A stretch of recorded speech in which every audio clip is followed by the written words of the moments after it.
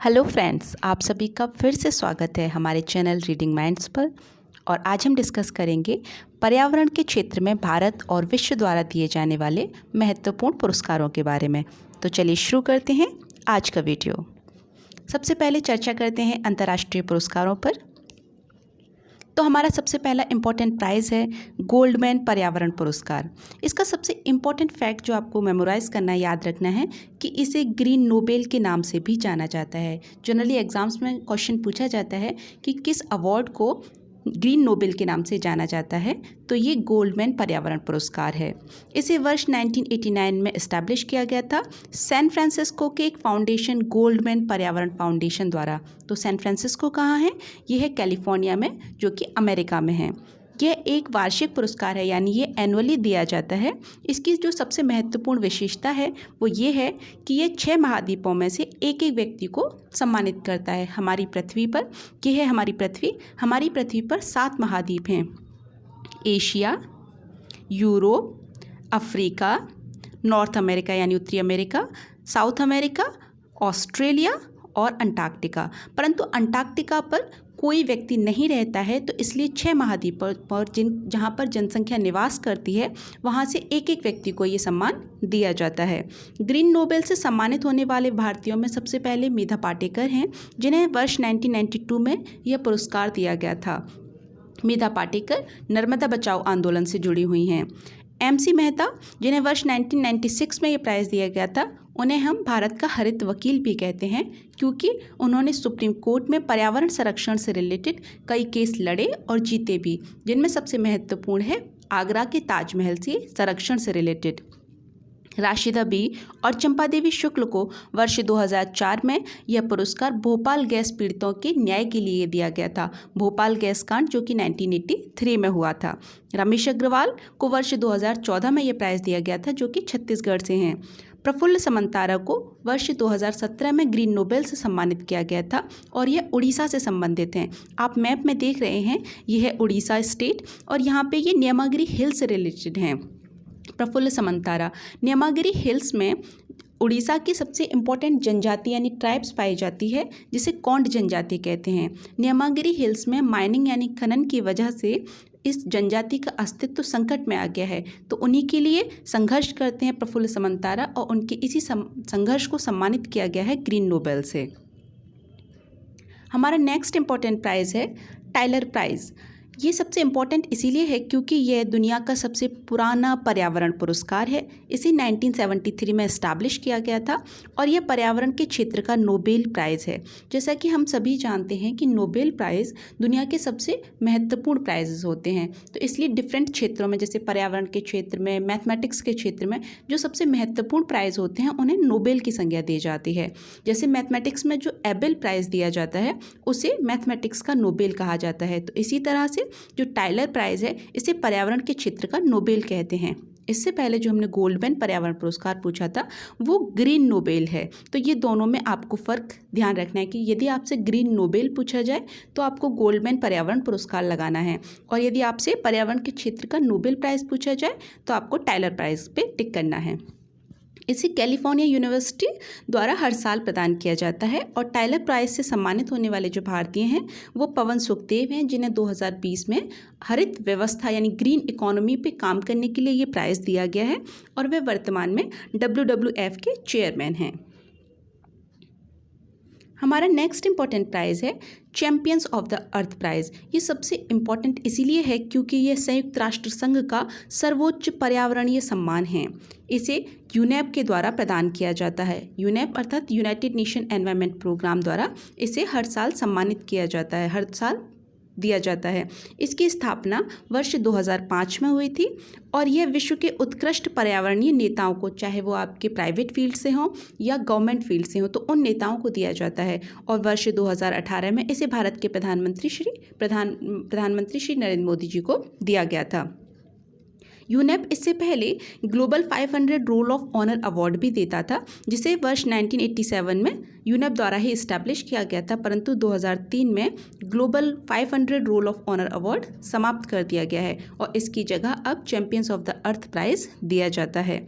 UNEP young Champions of the Earth award भी देता है यंग चैंपियंस, यानी ये 18 से 30 वर्ष के युवाओं को दिया जाता है जो कि इनोवेटर्स होते हैं पर्यावरण से रिलेटेड इनोवेशंस करने के लिए, जिसकी शुरुआत वर्ष 2017 में हुई थी और वर्ष 2020 में इसे एक भारतीय विद्युत मोहन को भी प्रदान किया गया था जिन्होंने सस्ते और पोर्टेबल बायोमास अपग्रेडिंग सिस्टम्स बनाए थे।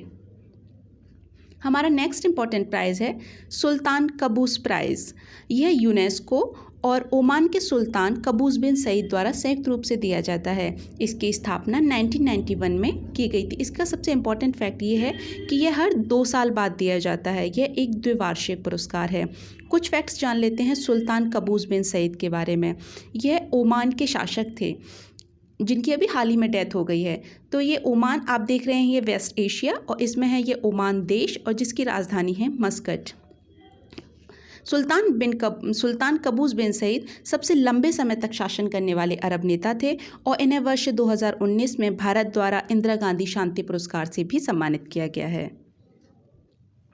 हमारा नेक्स्ट इम्पॉर्टेंट प्राइज़ है यूएन सासाकावा अवार्ड। यह संयुक्त राष्ट्र आपदा जोखिम न्यूनीकरण कार्यालय UNDDR और निप्पन फाउंडेशन द्वारा दिया जाता है। निप्पन फाउंडेशन जापान में है। जापान का नाम है, 2 नाम हैं जापान के, एक है निप्पन और उगते हुए सूरज का देश। तो ये आपसे वनडे एग्जाम्स में पूछ लिया जाता है कि निप्पन किस देश का नाम है और उगते हुए सूरज का देश किसे कहते हैं, तो ये जापान है।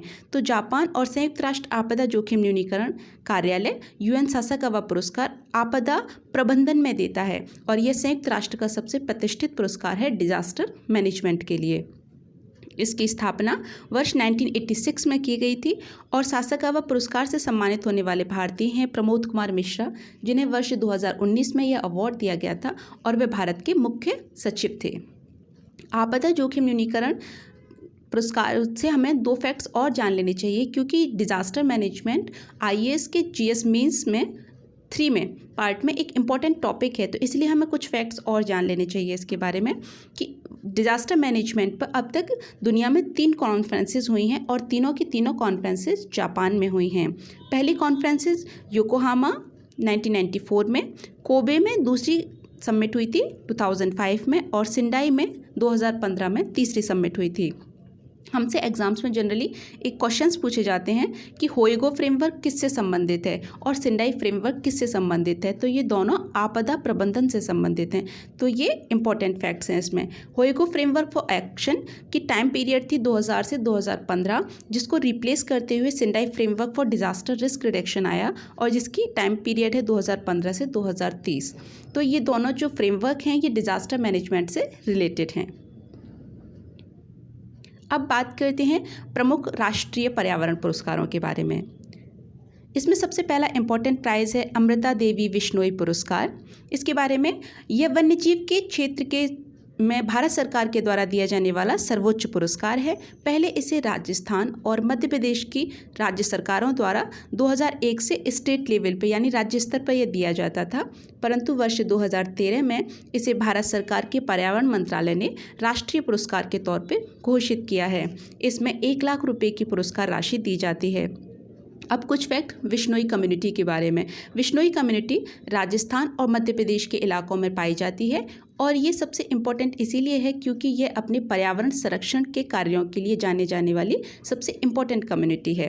अब कुछ फैक्ट्स अमृता देवी विश्नोई जी के बारे में, जिनके नाम पर ये अवार्ड दिया जाता है। अमृता देवी विश्नोई ने 1730 में राजस्थान के जोधपुर में हुए खेजड़ली आंदोलन की वो अगुआ थी। ये आंदोलन पर्यावरण संरक्षण से रिलेटेड था, जिसमें पेड़ों को काटने से बचाने के लिए पेड़ों से चिपको आंदोलन था, वो इसकी शुरुआत यहीं से खेजड़ली आंदोलन से हुई थी। तो इसमें 363 व्यक्तियों को अपनी जान गंवानी पड़ी थी। तो इन्हीं को सम्मानित करते हुए ये अमृता देवी विश्नोई पुरस्कार दिया जाता है। हमारा नेक्स्ट इम्पॉर्टेंट प्राइज़ है इंदिरा गांधी पर्यावरण पुरस्कार। यह वर्ष 1987 में भारत सरकार द्वारा वार्षिक रूप से दिया जाता है और इसमें 5 लाख रुपए की इनामी राशि दी जाती है। हमारा नेक्स्ट इम्पॉर्टेंट प्राइज़ है जो कि इंदिरा गांधी जी के नाम पर ही है, इंदिरा प्रियदर्शनी वृक्ष मित्र पुरस्कार। लेकिन इसमें जो इम्पोर्टेंट फैक्ट है कि ये बंजर भूमि और वनीकरण के विकास कार्यों के लिए दिया जाता है, यानी डेजर्टिफिकेशन को रोकने के लिए। यह वर्ष 1986 से भारत सरकार के पर्यावरण मंत्रालय द्वारा शुरू किया गया था और इसमें 7 श्रेणियों में यह पुरस्कार दिया जाता है और इसमें इनामी राशि 2,50,000 रुपये है। हमारा नेक्स्ट इम्पॉर्टेंट प्राइज़ है राजीव गांधी वन्यजीव संरक्षण पुरस्कार। यह वन्यजीव संरक्षण के क्षेत्र में वार्षिक पुरस्कार है और ये इम्पॉर्टेंट राष्ट्रीय पुरस्कार है। राजीव गांधी की जयंती के अवसर पर यह हर साल 20 अगस्त को प्रदान किया जाता है। इसे केंद्रीय पर्यावरण और वन मंत्रालय प्रदान करता है। इसमें 1 लाख रुपये की पुरस्कार राशि 2 श्रेणियों में दी जाती है। हमारा नेक्स्ट इम्पॉर्टेंट प्राइज़ है मैदिनी पुरस्कार। मैदिनी पुरस्कार वर्ष 2008-9 में शुरू किया गया था, परंतु इसको ख़त्म कर दिया गया था और इसकी दोबारा शुरुआत जुलाई 2018 में की गई है। यह पर्यावरण, वन और जलवायु परिवर्तन मंत्रालय द्वारा प्रदान किया जाता है और मैदिनी पुरस्कार मेनली लेखकों के लिए दिया जाता है, हिंदी लेखकों के लिए जो केवल हिंदी भाषा में लिखते हैं और जिनका जो टॉपिक होता है लिखने का वो पर्यावरण से संबंधित होना चाहिए। तो उन किताबों के लेखकों को, पर्यावरण से संबंधित हिंदी में लिखी हुई किताबों के लेखकों को मैदिनी पुरस्कार दिया जाता है और इसमें 4 श्रेणियों में पुरस्कार दिए जाते हैं, फर्स्ट, सेकंड, थर्ड प्राइज़ और सांत्वना पुरस्कार।